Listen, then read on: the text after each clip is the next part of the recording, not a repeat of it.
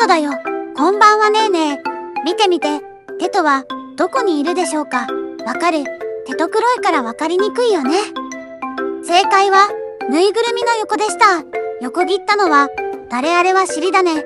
首元の白いスタイでわかるよ。そうだ、テト最近くしゃみ出るんだ。花粉症かな？